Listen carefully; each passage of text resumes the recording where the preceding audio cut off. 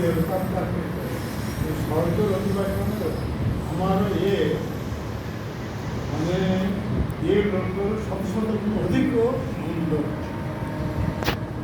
से मुंडे कहीं बाल पाचिब ना चंदा हम ना हाँ पशिब ना अति सुंदर हाँ हमारा खाली शत शत गुण अधिक सुंदर सब बेले युवक अवस्था गोटा युवक अवस्था हाँ बुढ़ा हो गला कहीं ताकि चाहिए कि बुढ़ा बुढ़ी हो गए सबुला से मैंने त्रिदशा रहे तार आर्थिक दशा प्राप्त हवा और अभाव बुझे यहीपरी केवल रति सुख भोग करेंगे मैत्री सुख किंतु कहार दैहिक कौन प्रकार क्षति हेना ये कर्मभूमि एठारे से सुख भोग करा गले टीबी हो अकाल मृत्यु विविध प्रकार रोग द्वारा आक्रांत जमी विचित्र बीर्ज ना शुणुच आज शुण विचित्र बीर्ज ना शुण शांतन शांतन ईश्वर भाई हाँ विचित्र विचित्र बीर्ज दुई रानी थे काशी राजा काशी राजा दुई रक्ति अति सुंदर से दुई स्त्री प्रति अत्यंत आकृष्ट हवा जो से अति अंतरंग भाव मिशा जो अपुत्र अवस्था तार जन्म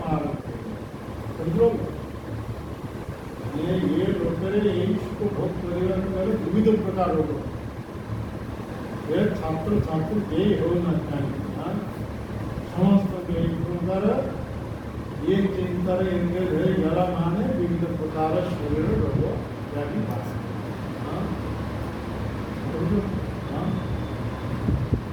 ये कर्म क्षेत्र जमी कर्म कर तार फल भोग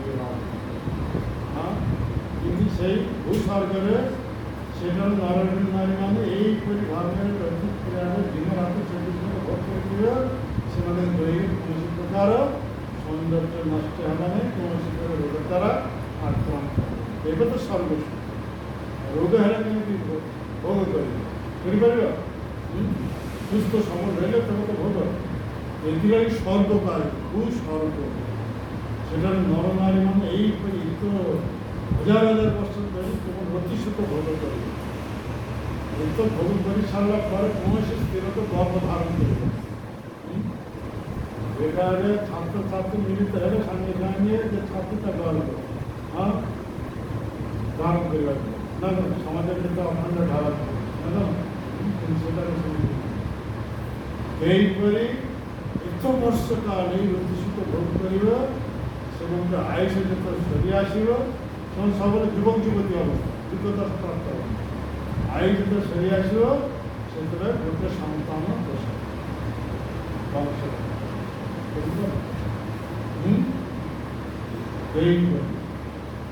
गोटे सन्तान प्रसव कर तार आयु सला यह स्वर्ग शुरू भूस्वर्ग दिव्य स्वर्ग से इंद्र आदि देवता मान दिव्य स्वर्ग से सोमरस पान कर सोमरस पान कले आपके दीर्घदशा प्राप्त देह अटूट शक्ति दैहिक सौंदर्य अति सुंदर हाँ यही अवस्था इंद्र आदि देवता मैंने केत भोग कर अप्सरा ये सब भोग कर सोमरस पान करने जो शारीरिक दिगरे कौन प्रकार व्याधि द्वारा आक्रांत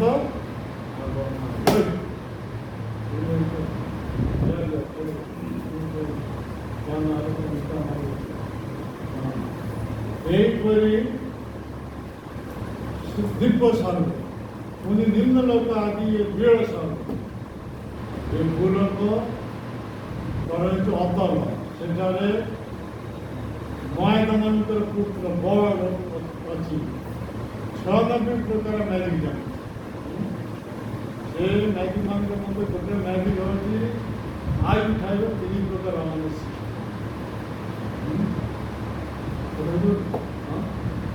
ମ୍ୟାଜିକ୍ ବାଲା ମ୍ୟାଜିକ୍ ଜାଣିବ। ପାଣି ମ୍ୟାଜିକ୍ ମ୍ୟାଜିକ୍ 3 ପ୍ରକାର ସାମୁଦ୍ର ସୃଷ୍ଟି। ମ୍ୟାଜିକ୍ ଦେଖିଛ ଜାଦୁ 3 ପ୍ରକାର ଅମନୁଷ୍ୟ ସୃଷ୍ଟି। আর সেটার স্বর্গের মধ্যে সম্রাট সেখানে মিলছে হাটক রস।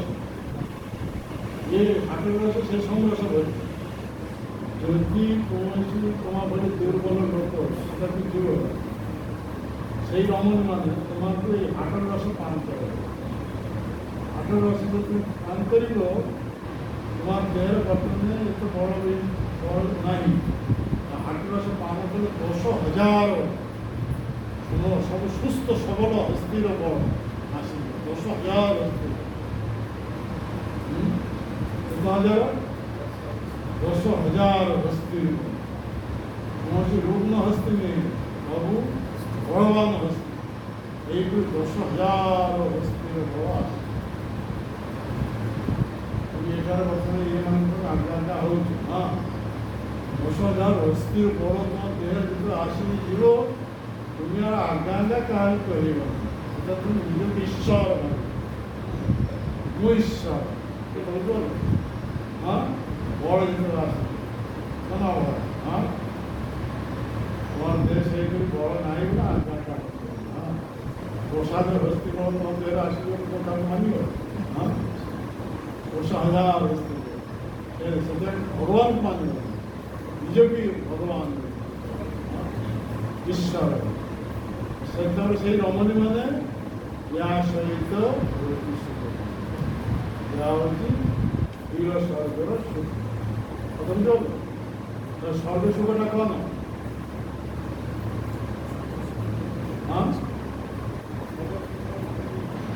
ବୀରଟା କ'ଣ?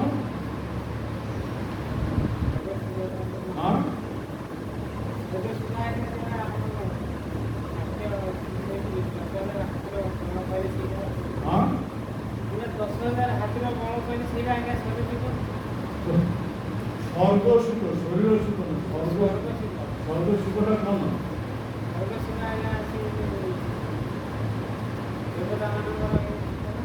কোন স্বর্গ সুখটা কম তো বুঝি লক্ষণ বুঝিল। বীর স্বর্গ পাওয়া ভূস্বর্গ পাওয়া দীর্ঘ স্বর্গের কথা বলে স্বর্গ সুখটা কম কোন স্বর্গটা কম।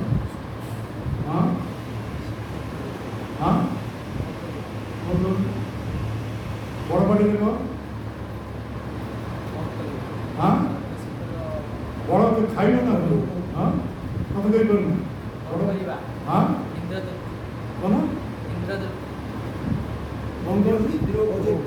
ইন্দ্র ভোগের সর্বোত্তম ভোগটা কেমন? আমার ইন্দ্র সুখ ভোগের সর্বোচ্চ ভোগটা কেমন? কোন বলছি কি বুঝে বড় বাড়ি যৌন সুখ ওই কথা কওয়া হয় এই কথা তো কওয়া হয় ওই সুন্দর যা হচ্ছে স্বর্গ সুখ। এই সুখ ভোগ করে সমস্ত সে কাম করতে পারে সমস্ত পাগল তার নিজের কাম করে পাগল নিজেকে ভাবছে মহা জ্ঞান পাগল বুঝলাম তাহার নিজের কাম করে এই প্রতিষ্ঠিত করছেন সব ভাবে তাহার নিজের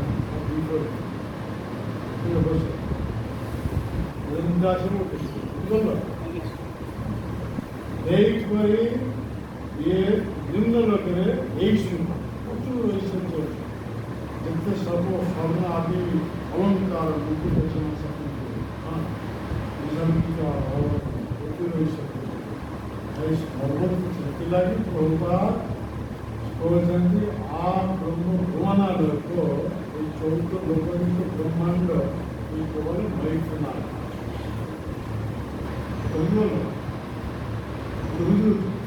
ମୈଥୁନା हाँ ये सुखरु निवृत्त न हवा पर्यंत तुम्हें भगवान को भक्त है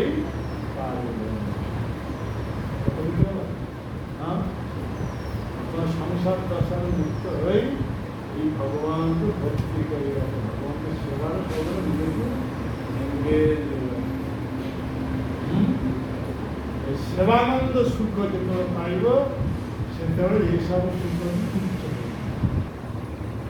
जन्म सुख नहीं तुच्छ भगवान सेवा जदि न कर से सुख तुम पाखे बहुत उपाद हो तुम से सेवा छाड़ी घर बुझीपार एथि सब सेवार एंगेज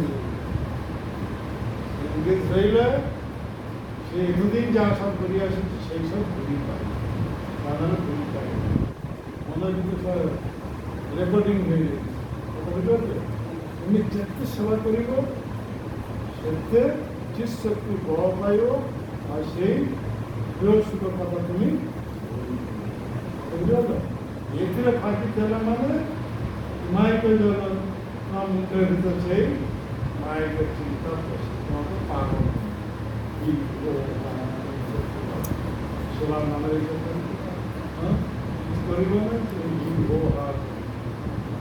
ये सब सेवा भाव जो आसो संसार दश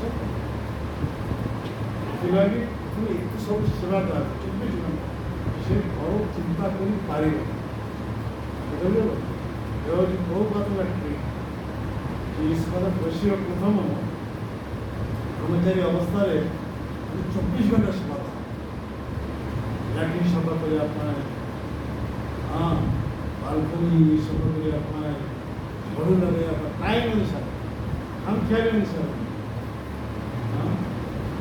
यही टाइम अनुसार 24 घंटा भीतर 18 घंटा सेवा बुझल 6 घंटा तुमको रेस्ट 18 घंटा सेवा 2 time 3 time class Bhagavat class रात्रि क्लास मझे new deputy class any time class और ये सब सेवा यही आसी आसन पके केवल क्लास आसी बसबार ना आसी झाड़ू मारे पड़ो आसन पके पड़ो यही परि आगर आसी सब आसी या ना आम वक्ता आसी बसी जीव तार धीरे धीरे ये आसो सी आसो ये सब द्वारा केवल चित्त परिवर्तन हेब ना कत बुझीपार यही परि सेवा यही सेवा करू करू से घर कथा भूल बुझिपार आ घर कथा जो भूल से से जने ब्रह्मचारी हो पाए कत बुझीपार ब्रह्मचारी हेले भक्ति युक्त हेले यही पर से भक्ति करी बहुत अग्रगति कर तुम मंदिर आसो पुणी घर को जीव घर के छाड़ मंदिर को आस ये कहले से कौन उन्नति हम ना भक्ति मार्ग संसार दशार मुक्त हो पार तेणु तुम ठीक भाव शुणव ठीक भाव सेवार एनगेज रहार तुम अनुसरण कर ना बुझिपार जमी कह सेमती कर तुम अति शीघ्र संसार दशार मुक्त हो हाँ हाँ निजक सब सेवार एनगेज रख सेवा भाव रही या नहीं जे मु आसी देखिकी सब सेवा कर तो अपन ना ये सब नहीं ये सब कपट धर्म ता द्वारा कौन भक्ति राज्य पशि पार हाँ बुझीपार सेवा मान सेवा कार देखिकी नहीं बुझिपार यह हूँ सेवा एठारे आमे देखा जे नाभि यहीपरि जितेबले निज पत्नी मेरीदेवी के सह गृहस्थ आश्रम विदाय नहीं बद्रिकाश्रम को गले से तो ऋषभदेव राजा अजना वर्षर राजा तो ऋषभदेव होचन भगवान तेणु से सांगे सांगे बुझीपारे ये अजना वर्ष हूँ कर्मक्षेत्र ये भारतवर्ष माने अजना वर्ष माने भारतवर्ष परवर्ती काल भारतवर्ष ना हो से तो ऋषभदेव राजा राजनीति करते अजना वर्ष तेणु यह हूँ कर्मक्षेत्र जदिओ मु भगवान मोर गुरुकुल के जीवार किसी आवश्यक नहीं गुरुंक ठारे शिक्षा करवा किसी आवश्यक नहीं କିନ୍ତୁ ଯେହେତୁ ଏଇଟା କର୍ମକ୍ଷେତ୍ର ତେଣୁ ଆଚରଣ କରି ଦେଖାଇବାକୁ ପଡ଼ିବ। ତାହେଲେ ଲୋକମାନେ କେହି ଅନୁସରଣ କରିବେ ନାହିଁ। ତେଣୁ ସ୍ୱୟଂ ଭଗବାନ ଚୈତନ୍ୟ ମହାପ୍ରଭୁ ସେ କହୁଛନ୍ତି ଆପନି ଆଚାରୀ ଭକ୍ତି ଶିଖାମୁ ସବାରେ। ନିଜେ ଭକ୍ତି ଆଚରଣ କରି ସମସ୍ତଙ୍କୁ ଶିକ୍ଷା ଦେ। ସ୍ୱୟଂ ଭଗବାନ ঋষଭଦେବ ହେଉଛି ସେଇ ଭଗବାନଙ୍କର ଅବତାର ଏକ। କିନ୍ତୁ ଚୈତନ୍ୟ ମହାପ୍ରଭୁ ହେଉଛି ସ୍ୱୟଂ ଭଗବାନ। ତ ସ୍ୱୟଂ ଭଗବାନ এইপରି ନିଜେ ଆଚରଣ ଦ୍ୱାରା ଜଗତବାସୀକୁ ଶିକ୍ଷା ଦେବେ। আপনি না করিলে ধর্ম শিখানো না যায়। মহাপ্রভু একথা কହୁଛନ୍ତି ମୁଁ ଯଦି ଆଚରଣ ନ କରିବି ତାହେଲେ ଅନ୍ୟ କାହାକୁ ଶିକ୍ଷା ଦେଇ ହେବ ନାହିଁ। ଭଗବାନ ହୋଇ ସୁଦ୍ଧା এইପରି ନିଜେ ଆଚରଣ କରି ଶିକ୍ଷା ଦେଉଛନ୍ତି। ତ ଏଇ ঋଷଭଦେବ এইପରି ଦେଖିଲେ ଇଏ କ୍ଷେତ୍ର ହେଉଛି ଅଜନାବ ବର୍ଷ ମାନେ କର୍ମକ୍ଷେତ୍ର। ତେଣୁ ମୋତେ ଇଏ ଆଚରଣ କରି ଲୋକମାନଙ୍କୁ ନାଗରିକମାନଙ୍କୁ ଶିକ୍ଷା ଦେବା କଥା। ତେଣୁ ସେ ଆଦର୍ଶ ଆଇଡ଼ିଆଲ ବ୍ରହ୍ମଚାରୀ ଲାଇଫ୍ ଆଦର୍ଶ ବ୍ରହ୍ମଚର୍ଯ୍ୟ ଜୀବନ ପାଳନ କରିବା ପାଇଁ ଗୁରୁକୁଲକୁ ଗଲେ। ଗୁରୁଙ୍କ ଠାରୁ ତାଙ୍କର ଶିକ୍ଷା ନିଏ କିଛି ନାହିଁ। ସେ ତ ଭଗବାନ, ତାଙ୍କଠାରୁ ଶାସ୍ତ୍ର ଆସୁଛି। ଇଏ ଆଚରଣ କରି ଶିଖାଉଛନ୍ତି। ଗୁରୁଙ୍କର ଅଧୀନସ୍ଥ ହୋଇ ଗୁରୁଙ୍କ ଠାରୁ ଏ ବେଦ ଶାସ୍ତ୍ର ଆଦି ଅଧ୍ୟୟନ କରିଛନ୍ତି। କିପରି ଗୁରୁଙ୍କର ଅନୁଗତ ହୋଇ ଏ ବୈଦିକ ଶାସ୍ତ୍ର ଅଧ୍ୟୟନ କରିବାକୁ ହୁଏ, ଗୁରୁଙ୍କ ନିର୍ଦ୍ଦେଶ ଅନୁସାରେ ଗୁରୁକୁଲରେ ବିବିଧ ପ୍ରକାର ସେବାରେ ଏନଗେଜ୍ ହେବାକୁ ହୁଏ, ସେସବୁ ନିଜେ ଆଚରଣ କରି ଶିଖାଉଛନ୍ତି। କଥା ବୁଝିପାରୁଛ? ଯେମିତି ସ୍ୱୟଂ ଭଗବାନ କୃଷ୍ଣ ବଳରାମ ସ୍ୱୟଂ ଭଗବାନ ଗୁରୁକୁଲକୁ ଗଲେ। ଏମାନଙ୍କୁ ଗୁରୁକୁଲକୁ ଯିବା କିଛି ଆବଶ୍ୟକ ନାହିଁ, କିନ୍ତୁ ନରଲୀଳା କରିଛନ୍ତି। ତେଣୁ ଅନ୍ୟମାନଙ୍କୁ ଶିକ୍ଷା ଦେବା ପାଇଁ ଗୁରୁକୁଲକୁ ଗଲେ। ମଥୁରାକୁ ଛାଡ଼ି ଅବନ୍ତୀ ନଗର ସାନ୍ଦୀପନୀ ମୁନିଙ୍କର ଆଶ୍ରମ, ସେଠାରେ ଯାଇ ଗୁରୁଙ୍କର ନିର୍ଦ୍ଦେଶ ଅନୁସାରେ ଏହିପରି ଗୁରୁକୁଲ ବିବିଧ ପ୍ରକାର ସେବାରେ ରତ ହେଲେ। ଆଉ ସେଇ ସାଥିରେ ଅଧ୍ୟୟନ, କେବଳ ଅଧ୍ୟୟନ ନାହିଁ, ସେଇ ସାଥିରେ ବିବିଧ ପ୍ରକାର ସେବା। ପ୍ରତିଦିନ ଏହିପରି ବନକୁ ଯାଇ କାଠ, ଶୁଖିଲା କାଠ ସଂଗ୍ରହ କରି ଆଣିବାକେ ହେବ, ଗୁରୁମାକୁ ପ୍ରଦାନ କରିବାକୁ ହେବ। ଗୁରୁମା ରୋଷେଇ କରି ତାପରେ ଦେବ ତ ତେଣୁ ଭିକ୍ଷା କରି ଆଣିବାକୁ ପଡ଼ିବ। ଦେଖ ଗୁରୁକୁଲ କିପରି ସେମାନେ ଆଚରଣ କରିଛନ୍ତି। ଗୁରୁଙ୍କ ନିର୍ଦ୍ଦେଶ ଅନୁସାରେ ବନକୁ ଯାଇ ସ୍ୱୟଂ ଭଗବାନ ହୋଇ ସ୍ୱୟଂ ଭଗବାନ ହୋଇ ଗୁରୁଙ୍କ ନିର୍ଦ୍ଦେଶରେ ବନକୁ ଯାଇ କାଷ୍ଠ ସଂଗ୍ରହ କରି ଆଣିଛନ୍ତି। ତାପରେ ଖାଇବା ପିଇବା ପାଇଁ ଭିକ୍ଷା କରି ଆଣୁଛନ୍ତି। ଆଣି ଗୁରୁମାଙ୍କୁ ଦେଲେ ସେ ସେତେବେଳେ ସେଇ ଭିକ୍ଷାଲବ୍ଧ ଜିନିଷ ଏ କାଷ୍ଠ ଦ୍ୱାରା ରୋଷେଇ କରି ଭଗବାନଙ୍କୁ ଭୋଗ ଲାଗି ତାପରେ ଦେବ ତ ନା କ'ଣ? ଇଏ ସବୁ ଶିଷ୍ୟମାନଙ୍କର କର୍ତ୍ତବ୍ୟ। କଥା ବୁଝିପାରୁଛ? ଗୁରୁକୁଲ ରହିଲେ କିପରି ସେବାରେ ଏନଗେଜ୍ ରହିବାକୁ ପଡ଼ୁଛି। ମାନେ ତୁମେ ବର୍ତ୍ତମାନ ଘର ଛାଡ଼ି ମନ୍ଦିରକୁ ଆସିଲ, ଏଇଠି ଆସି ଖାଇବା ପିଇବା କେବଳ ଗପ ମାରିଥିବ, କିଛି ହେବନି। ଭଗବାନଙ୍କ ସେବାରେ ଏନଗେଜ୍ ରହିବାକୁ ସବୁବେଳେ। ସେଇ ସାଥିରେ ଇଏ ଶ୍ରବଣ କରିବାକୁ ପଡ଼ିବ, ଭଗବାନଙ୍କ କଥା ଶ୍ରବଣ। ଇଏ ଭଗବାନ ନିଜେ ଆଚରଣ କରି ଦେଖାଉଛନ୍ତି। କଥା ବୁଝିପାରୁଛ? କୃଷ୍ଣ ସ୍ୱୟଂ ଭଗବାନ, ବଳରାମ ସ୍ୱୟଂ ଭଗବାନ। କୃଷ୍ଣ ବଳରାମ ସ୍ୱୟଂ ଭଗବାନ ହୋଇ ଏହିପରି ଗୁରୁକୁଳକୁ ଯାଇ ଗୁରୁଙ୍କ ନିର୍ଦ୍ଦେଶ ଅନୁସାରେ ଏହିପରି ବନକୁ ଯାଇ କାଷ୍ଠ ସଂଗ୍ରହ କରି ନେଇ ଆସିଛନ୍ତି। ଆଉ ଭିକ୍ଷାରେ ଯାଇ ଭିକ୍ଷା ସଂଗ୍ରହ କରି ନେଇ ଆସିଛନ୍ତି। ଆଉ ଏହିପରି ଗୁରୁଙ୍କ ପାଖରୁ ଶିକ୍ଷା ଲାଭ କରିଛି। ଦେଖିପାରୁଛ? ଏହାକୁ କୁହାଯାଉଛି ଆଚରଣ। ଆମର ଏଠାରେ କାହାରି ଏ ମହାନଗରରେ କାହାରି କୌଣସି ଆଚରଣ ନାହିଁ। ଗୋଟେ ଦିନ ମିଟିଂ ହେବ, ଇଷ୍ଟଗୋଷ୍ଠୀ ହେବ, ପଦରେ ନିଯୁକ୍ତ କରାଯିବ। ଗାଁ ଲୋକ ସବୁ ଆସି ଭରି ଯାଇଥିଲେ। କ୍ଲାସରେ ଦେଖିବ ପୁରା ହେଇ ଆମର ଗୋପୀନାଥ ମହାରାଜ ପୁରା ଯାହାର ମୁହଁ ଦର୍ଶନ ମିଳୁନଥିଲା ସବୁ ଆସି ଭରି ଯାଇଛି। हाँ गोपीनाथ महाराज देखी चकित हो गले केत भक्त आसछन्ति एटा शुणी पेश कपट बुझे ये मान केवल भक्ति है पार भगवान के भक्त है पार केवल पद पछरे धावित हाँ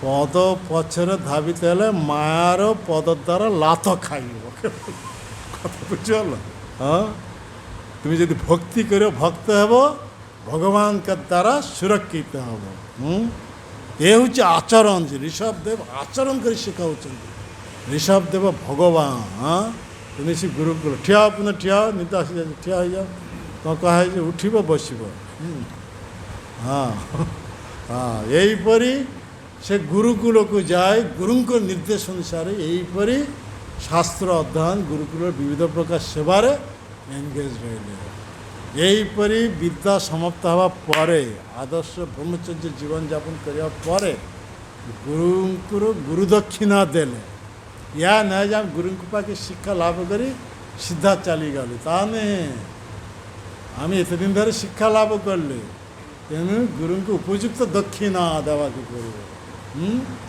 यहीपरी गुरु प्रसन्न विधान पाए तेरे से गुरु का आशीर्वाद तुम्हें प्राप्त हो पाए कथा बुझीपार शुखिला अवस्था तुम केवल शिक्षा लाभ कर चलीज सी किसी हम ना हाँ जमी कृष्ण बलराम तांकर गुरु चाहू न दक्षिणा नवापाई किंतु ये आचरण माध्यम शिक्षा दौरान कृष्ण बलराम जाए गुरु को कहले आपन ठारी एत दिन शिक्षा लाभ कले 64 दिन रही शिक्षा लाभ कले तो आमर बर्तमान शिक्षा समाप्त बर्तमान घर को फेरवा समय है तेणु आम चाहूँ गुरु दक्षिणा देवाई तो शांतिपुनि मुनि कहले तुम मानकर भरी शिष्य पाई मोर जीवन धन्य हो जाए कि मोर कौन गुरु दक्षिणार आवश्यक ना कहीं शांतिपुनि मुनि जानते ये भगवान हाँ तो भगवान के शिष्य प्राप्त होती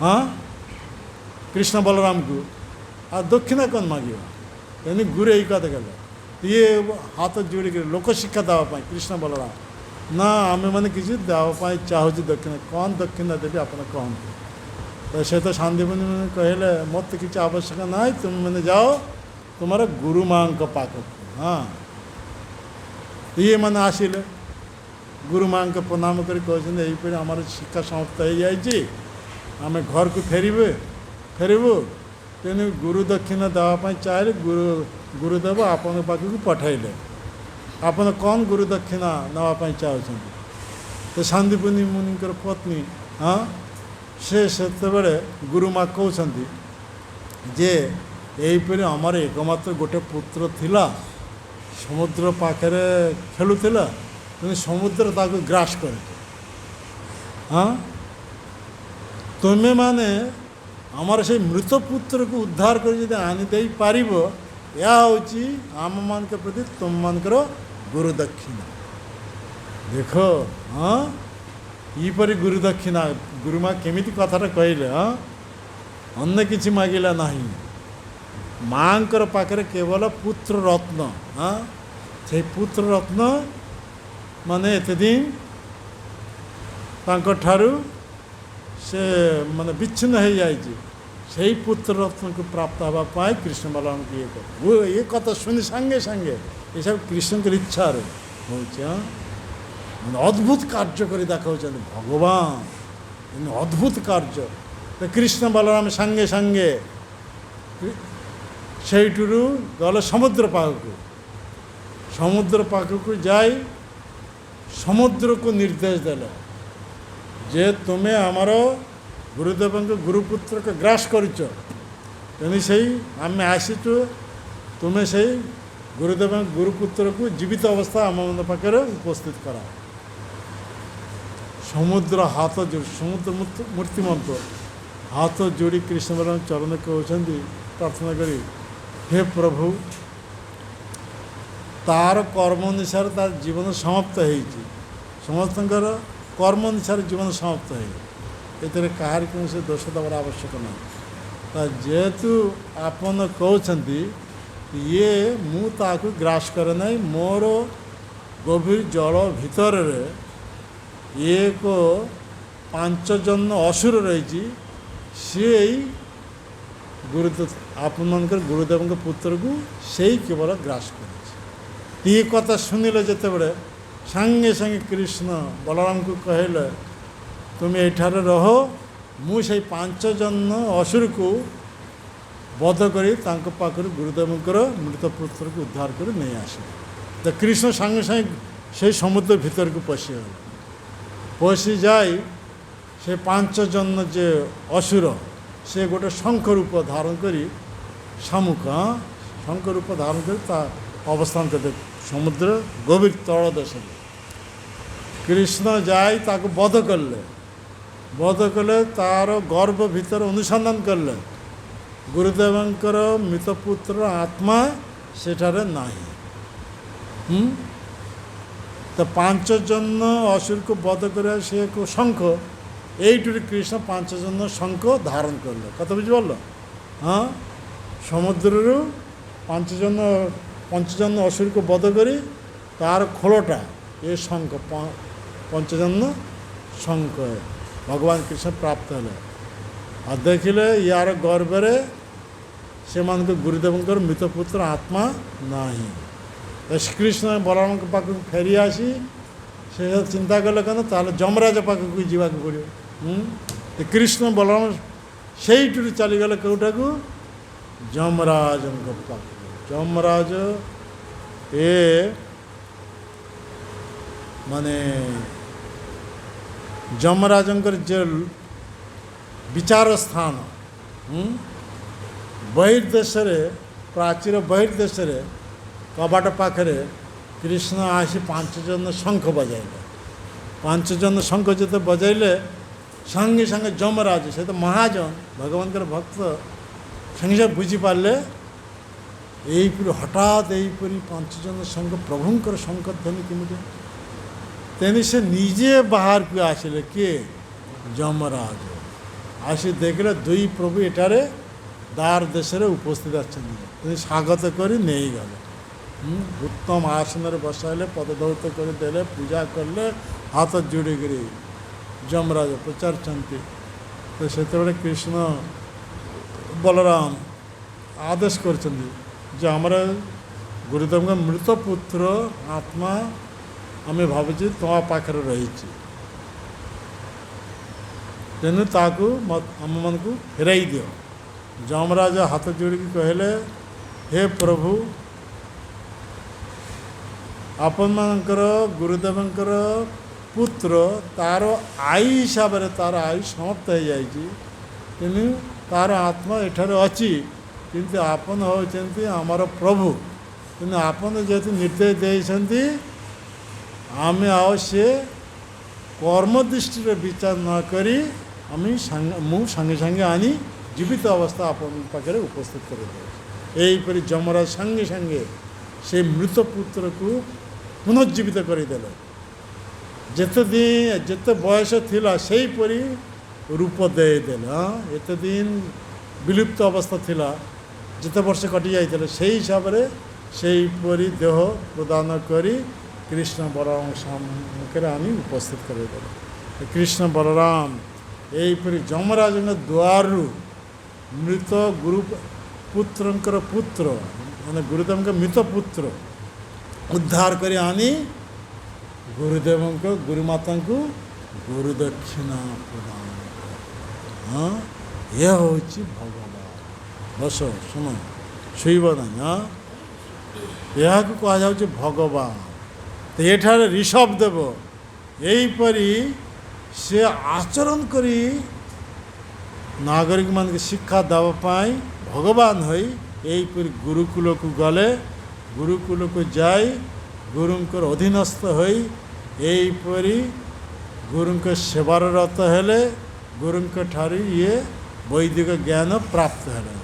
ସମାପ୍ତ ହେବା ପରେ ଗୁରୁଦେବଙ୍କ ଗୁରୁ ଦକ୍ଷିଣା, ଉପଯୁକ୍ତ ଗୁରୁ ଦକ୍ଷିଣା ଦେଇ ଗୁରୁଙ୍କର ପ୍ରସନ୍ନ ବିଧାନ କରି ଗୁରୁଙ୍କର ଅନୁମତି ନେଇ ସେ ଗୃହକୁ ଫେରି ଆସିଲେ। କିଏ? ଋଷଭ ଦେବ। ବର୍ତ୍ତମାନ ହେଉଛି ଆଦର୍ଶ ବ୍ରହ୍ମଚାରୀ ଜୀବନ କଟିଗଲା, ବର୍ତ୍ତମାନ ଆଦର୍ଶ ଗୃହସ୍ଥ ଜୀବନ। ଯେହେତୁ ରାଜା ପ୍ରଜା ଶାସନ କରିବାକୁ ହେବ, ପତ୍ନୀ ଗ୍ରହଣ କରିବାକୁ ହେବ, ଏଠାରେ ନୈଷ୍ଠିକ ବ୍ରହ୍ମଚାରୀ ହେଲେ ହେବ ନାହିଁ, ରାଜଗତିରେ ବସିବାକୁ ପଡ଼ିବ। ତେଣୁ ଯେତେ ବ୍ରହ୍ମଚର୍ଯ୍ୟ ସମୟରେ ଆଦର୍ଶ ବ୍ରହ୍ମଚର୍ଯ୍ୟ ଜୀବନ ପାଳନ କରିଥିଲେ, ତାହା ସମାପ୍ତ ହେବା ପରେ ବର୍ତ୍ତମାନ ଆଦର୍ଶ ଗୃହସ୍ଥ ଜୀବନ ପାଳନ କରିବେ। ଆଦର୍ଶ ଗୃହସ୍ଥ ଜୀବନ ପାଳନ କରିବେ।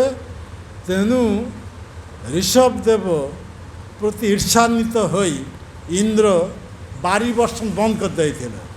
କିନ୍ତୁ ଋଷଭ ଦେବ ହେଉଛନ୍ତି ଭଗବାନ, ତେଣୁ ଇନ୍ଦ୍ରଙ୍କ ଅପେକ୍ଷା ନ କରି ସ୍ୱଇଚ୍ଛାରେ ମୁଷଳ ଧାରାରେ ଅଜନା ବର୍ଷରେ ବାରି ବର୍ଷଣ କଲେ। ଇନ୍ଦ୍ର ଦେଖି ସେ ତ ବୁଝିପାରିଲେ, ଆରେ ମୁଁ ଏହାର ଚରଣ ଅପରାଧ କରି ବସିଛି। ମାନେ ଭଗବାନ ମୁଁ ନିଜର ପ୍ରଭାବ ଦେଖାଇବା ପାଇଁ ଯାଉଥିଲେ, ତେଣୁ ଏଇ ନିଜର ପ୍ରଭାବ ଦେଖାଇବାକୁ ଯାଇ ଭଗବାନଙ୍କ ଚରଣ ମୁଁ ଅପରାଧ କରି ବସିଛି। ତ ଅପରାଧରୁ ମୁକ୍ତ ହେବା ପାଇଁ ଇନ୍ଦ୍ର ତାଙ୍କର କନ୍ୟା ଜୟନ୍ତୀ, ଇନ୍ଦ୍ରଙ୍କର କନ୍ୟା ଜୟନ୍ତୀ, ହଁ ଜାଣିଛ? ଏଇ ପ୍ରଥମ ଶୁଣିଛ? ହଁ ଜାଣିନଥିଲ? ଏଇ ପ୍ରଥମ ଶୁଣିଲ ତ? ହଁ, ଏଇଥିଲାଗି ଭାଗବତ କଥା ଶ୍ରବଣ କଲେ ସବୁ ଜ୍ଞାନ ଆପେ ଆପେ ଶ୍ରବଣ ମାତ୍ର ହେଇଯିବ। କଥା ବୁଝିପାରୁଛ? ତ ସବୁଦିନ ଆସି ଉପସ୍ଥିତ ରହିବ। ପ୍ରଥମେ କୀର୍ତ୍ତନ ହେଲା, ଚିତ୍ତ ଶୁଦ୍ଧି ହେବ, ହଁ, ତାପରେ ଶ୍ରବଣ ହେଲା, ତେବେ ବୁଝିପାରିବ। ଆରେ ଏଠିକା ଲୋକ ସବୁ ଏତେ କପଟି ହେଇଯାଇଛି, କୀର୍ତ୍ତନ ଫୀର୍ତ୍ତନ ସବୁ ସରିଯାଇଥିବ, ତାପରେ କ୍ଲାସ୍ ସବୁ ଶ୍ଲୋକ ଫ୍ଲୋକ ପାଠ ହେଇଯାଇଥିବ, ତାପରେ ଧୀରେ ଧୀରେ ଆସି ବସିବ। ଇଏ ଦ୍ୱାରା କିଛି ଭିତରକୁ ପଶିବ। ହଁ, ମାନେ ବକ୍ତା ଆସିବା ପୂର୍ବରୁ ଆସି ଉପସ୍ଥିତ ରହିବ, ତେବେ ବୁଝି ହେବ ଇଏ ହେଉଛି ପ୍ରକୃତ ଶୁଣିବା ପାଇଁ ଆସୁଛି। ତେଣୁ ଯିଏ ବକ୍ତା ତା ପ୍ରତି ପ୍ରସନ୍ନ ହେଇଯିବ। ପ୍ରସନ୍ନ ହେଲା ପରେ ଏସବୁ ଜ୍ଞାନ ତା ମୁଖରେ ଶ୍ରବଣ ଆପେ ଆପେ ତାର ଭିତରେ ପଶିଯିବ। ଆଉ କପଟ ତ ଧର୍ମ ନେଇ ଆସି ଏଠାରେ ବସିବେ, ସେସବୁ କେବେ ହେଲେ କୌଣସି ଚିତ୍ତ ପରିବର୍ତ୍ତନ ହେବ ନାହିଁ। ଏହା ହେଉଛି ବିଧି। ଆମର ଶ୍ରଦ୍ଧା ନାହିଁ, ଯେହେତୁ ନିୟମ ହେଇଛି ଟିକେ ଯିବା, ଏସବୁ କପଟତା। ବୁଝିପାରିଲ? ତେଣୁ ଆଦର୍ଶ ହେବାକୁ ବସ। ଆଦର୍ଶ ଶ୍ରୋତା ମାନେ ବକ୍ତା ପୂର୍ବରୁ ଆସି ଉପସ୍ଥିତ ରହିବ। ତାପରେ କୀର୍ତ୍ତନ ହେବ।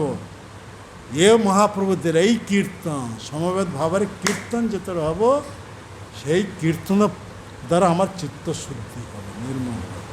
ତ ଶୁଦ୍ଧ ଅବସ୍ଥାରେ ସେତେବେଳେ ଯାହା ଶୁଣିବା ତା ଆମେ ବୁଝିପାରିବା, ହୃଦୟଙ୍ଗମ କରିପାରିବା।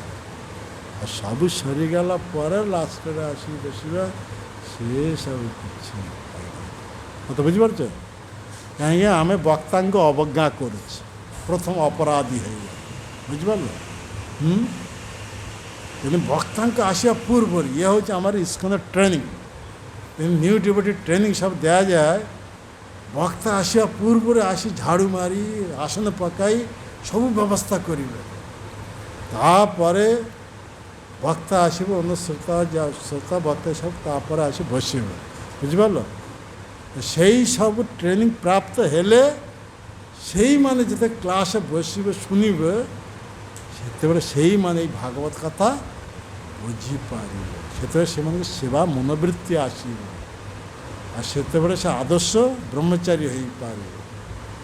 ଏତେ ସବୁ ବ୍ୟଭିଚାରୀରେ ସେଇ ମୂଳରୁ ସେଇପରି ରହିଯିବ, କେବେ ହେଲେ ସଦାଚାରୀ ହୋଇପାରିବ ନା। ଶିକ୍ଷା ଦେଲେ ବି କୌଣସି ପରିବର୍ତ୍ତନ ହେବାର ନାହିଁ। କଥା ବୁଝିପାରୁଛ?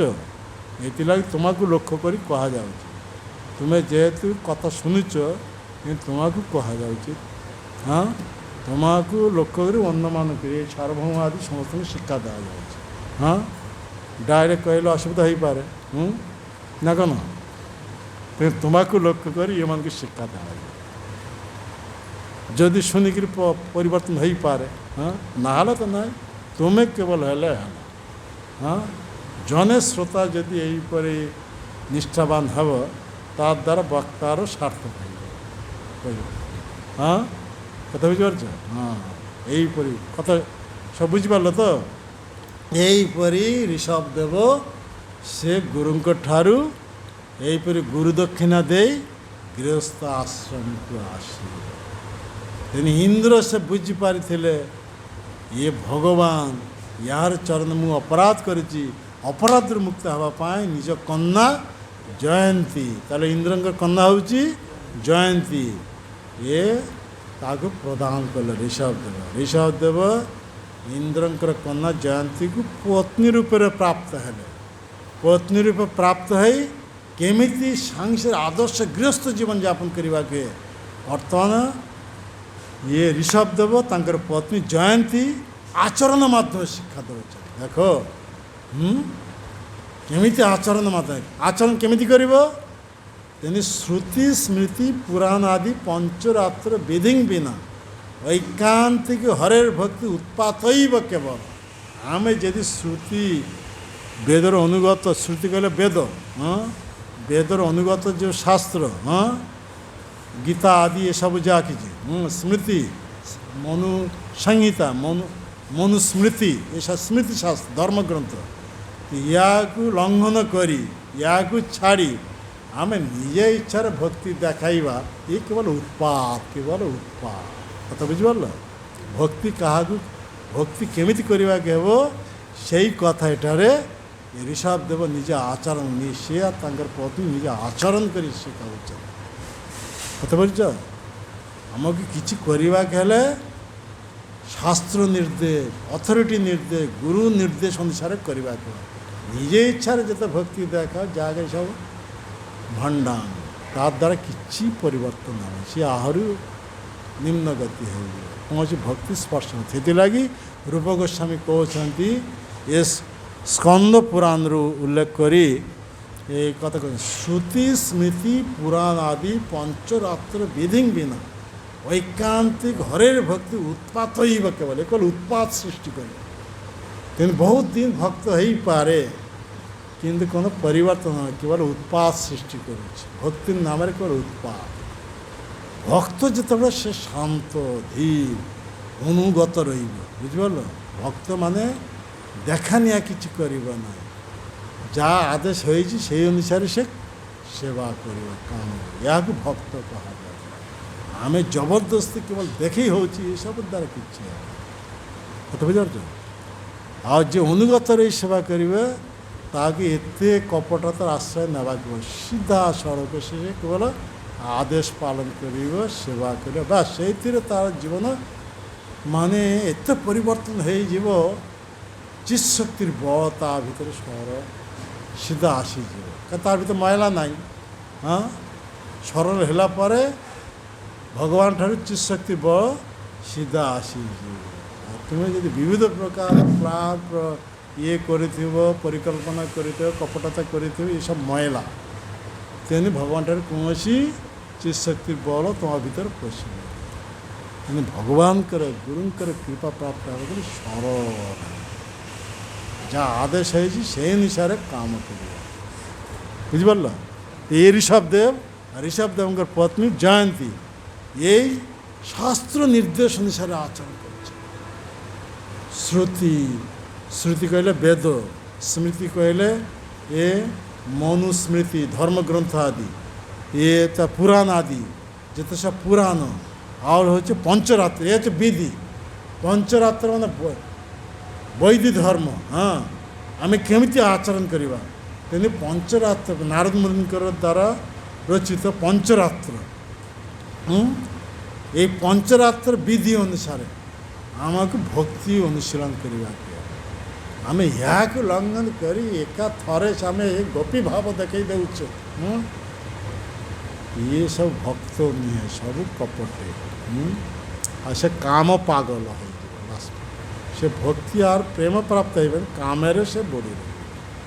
ତେଣିକି ঋষভদেব ପତ୍ନୀ এই শাস্ত্র নীতি অনুসারে, শাস্ত্র সিদ্ধান্ত অনুসারে, পঞ্চরাত্র বিধি অনুসারে এইপরি মানে সাংসারিক আচরণ, সাংসার মানে যজ্ঞ অনুষ্ঠান আদি এসব বিবিধ প্রকার এই শাস্ত্র বিধি অনুসারে আচরণ করে সমস্ত শিক্ষা দেওয়া আদর্শ গৃহস্থ জীবন। এই প্রভুপাদ ইয়ার উপরে ভাবার্থ দিয়েছি, आम केवल द्रुत गति पढ़ीदेवा समय हो जाए आलोचना एत करवा ना कहीं बहुत कथा आसीज भगवान एक अवतार होता हेतु ऋषभ देवंकर कौन भौतिक कर्म करिवार नथिला। सुन ध्यान सहकार प्रभुपाद कहते श्रीमद् भगवद गीतार कहुई परित्राणाय साधुनां विनाशाय च दुष्कृताम अर्थात भगवत अवतारंकर उद्देश्य होची भक्त मान को उद्धार करवा एवं अभक्त मानकर आसुरी क्रिया को बंद करवा।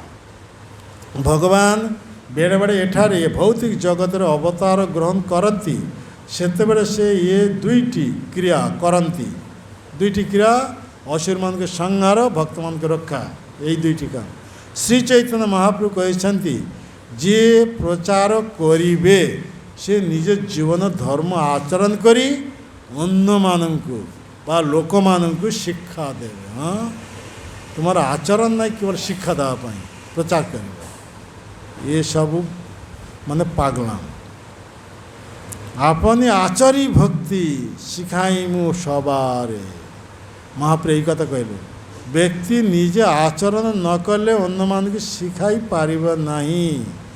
ऋषभ देव जने आदर्श राजा थिले एवं से गुरुकुल रे बास करी शिक्षा लाभ करथिले से भगवान थिले एवं सर्वज्ञता होइथिबा हेतु तांकर गुरुकुल रे बास करी शिक्षा लाभ करबा किछि आवश्यक नथिला किंतु लोक शिक्षा निमित्त से निजे गुरुकुल रे बास करी शिक्षा लाभ करथिले तद्वारा से जनसाधारण की शिक्षा देइथिले किपरि प्रामाणिक अधिकारी मानक ठारू अर्थात वैदिक शिक्षक मानक ठारू उपयुक्त शिक्षा लाभ करवा के हेब तत्पर से गृहस्थ आश्रम में प्रवेश कले सनई गृहस्थ आश्रम प्रवेश कर एवं श्रुति और स्मृति शास्त्र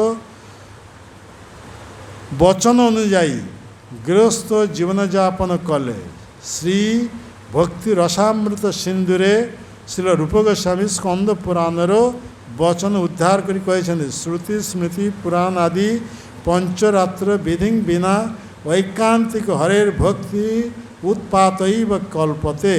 मानव समाज श्रुति स्मृति आदि वैदिक साहित्य दिया जाइथिबा उपदेश मान पालन करवा उचित। पंचरात्रिक विधि अनुजाई ये उपदेश मानकु मानवगण जीवन रे आचरण कले ताहा भगवत आराधना हुए। प्रत्येक मानव पारमार्थिक जीवन रे उन्नति करवा एवं शेष भगवत धाम को फेरे जीवा उचित। कत बुझिपारछ? हाँ तेना शास्त्र विधान अनुसार आमको पूजा अर्चन करवा निज मन गड़ा पूजा अर्चन हम ना। कत बुझिपारछ? सही कथा ईश्वर देव निज आचरण कर शिखाऊ। महाराज ऋषभ देव ये सब नीति कड़ाकड़ी भाव जीवन आचरण कर देखो जो देखानिया सेवा नहीं से जने आदर्श गृहस्थ थिले एवं पारमार्थिक जीवन रे की परिसिद्धि लाभ करने को हुए ता से ताहांकर पुत्र मान को शिक्षा देइथिले।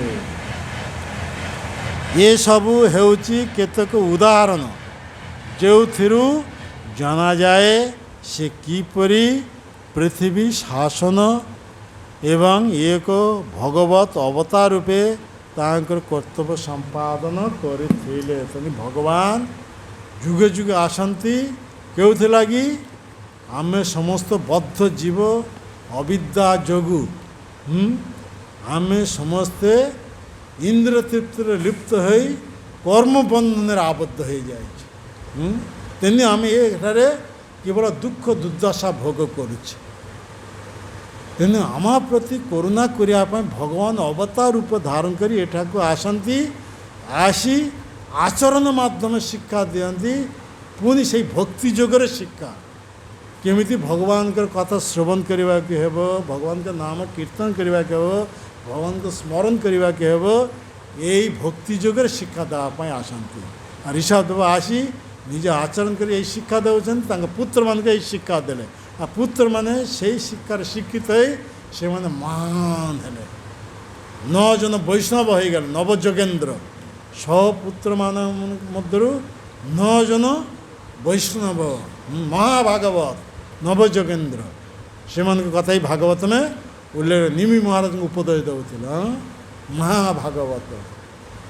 ଆଉ 81 ଜଣ ଏ ବୈଦିକ ବ୍ରାହ୍ମଣ କର୍ମକାଣ୍ଡୀୟ ବ୍ରାହ୍ମଣ।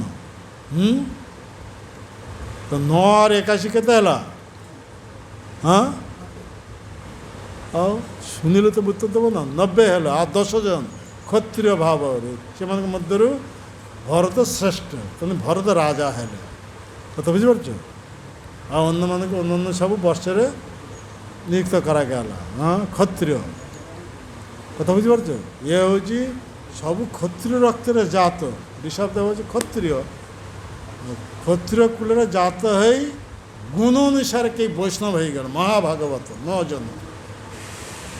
81 ଜଣ ବ୍ରାହ୍ମଣ ହେଇଗଲେ ଆଉ 10 ଜଣ କ୍ଷତ୍ରିୟ। କଥା ବୁଝିପାରୁଛ? ତେଣୁ ଗୁଣ କର୍ମ ବିଭାଗ ଇଏ ହେଉଛି ବର୍ଣ୍ଣାଶ୍ରମ ବିଭାଗ। ବ୍ରାହ୍ମଣ କୂଳରେ ଜାତ ହେଲେ ବ୍ରାହ୍ମଣ ଚିତ ଗୁଣ ଯାଇ ନଥିବ ତାହେଲେ ବ୍ରହ୍ମବନ୍ଧ, ସେ ବ୍ରାହ୍ମଣ ନୁହନ୍ତି। କଥା ବୁଝିପାରୁଛ? ଜଣେ ଶୂଦ୍ର କୂଳରେ ଜାତ ହୋଇ ସୁଦ୍ଧା ସେ ଯଦି ଏଇପରି ବ୍ରାହ୍ମଣ ଚିତ ଗୁଣ ଅର୍ଜନ କରିବ, ଭଗବାନଙ୍କ ଯଦି ଭକ୍ତ ହେଇଯିବ, ତାହେଲେ ସେ ଆଉ ଶୂଦ୍ର ନୁହଁ। କଥା ବୁଝିପାରୁଛ? ସେ ସେଥିର ବୈଷ୍ଣବ କିମ୍ବା ବ୍ରାହ୍ମଣ। କଥା ବୁଝିପାରୁଛ? କିନ୍ତୁ କର୍ମ ଅନୁସାରେ ବିଚାର, ଆମର କର୍ମ। তুমি এক শূদ্র পরিবারে জন্মগ্রহণ করিপার, কিন্তু তোমার কর্ম যদি উত্তম হব তাহলে তুমি প্রকৃতপক্ষে সেই অনুসারে বিচার হব, তুমি প্রকৃতপক্ষে ব্রাহ্মণ, তুমি প্রকৃতপক্ষে বৈষ্ণব, প্রকৃতপক্ষে ভক্ত। কথা বুঝতে? জয় গ্রন্থরাজ শ্রীমদ ভাগবতম কি জয়, শিল প্রভুপাদ কি জয়, শিল গুরুদেব কি जय समवेत भक्तवृंद की निताई गौर प्रेमानंदे।